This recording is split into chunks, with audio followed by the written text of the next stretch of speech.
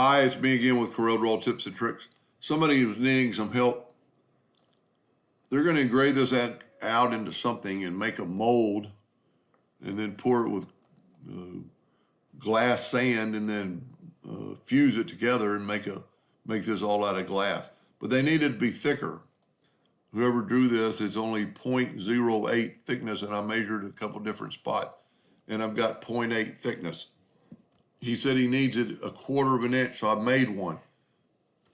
So before you ever start doing like this, make you a duplicate of the original just in case you mess up. And this is relatively easy. We need to figure out the difference. So let's get out the calculator. 0.25 plus minus 0.08 is 17. And then we only need half of that divided by 2. So we get 0.085. We're going to use the contour tool. But first of all, we're going to take the Smart Fill tool and we're going to fill and nudge these out of the way. And then we can, and the only reason I'm doing that is just, I'll show you why in just a second. Now we can take this outside. I'm going to hit the plus key and I'm going to get the outside. So we need to take this and contour it to the outside and the inside all at one time. We need to go to Effects, Contour, and we're going to do the outside first. So we're going to pick that outside one. We're going to contour at 0.85.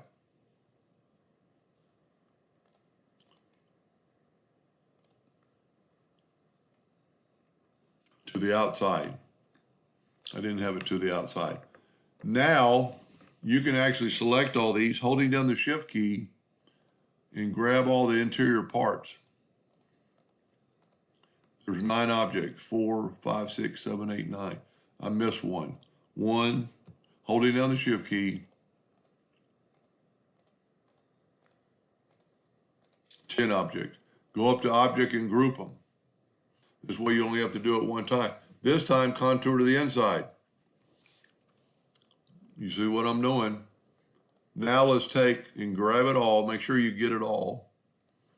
And go up to Object and break the 4 objects apart. And now all we have to do is break the center lines or take them out. Just delete and delete.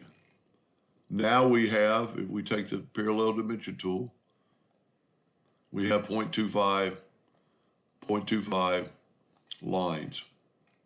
Now, for the person I'm doing this for, then you'll just fill it in with black and engrave that. Now, word of warning, make sure you start off with the size you need, because if you increase this, you increase the thickness of the line. There's really no way not to do that. So make sure you start out with what you want. And I'm not trying to knock anybody's work here, but I really think this would look better if it was a circle effect over here. Everything else is kind of like a racetrack, and then this is just looks a little funny to me. I think it'd be better if it was just like the other ones. So maybe stay tuned for part 2. And like I said, I'm not trying to knock their work. That might be what they want. Anyway, I hope that helped them a little bit. Thank you for watching.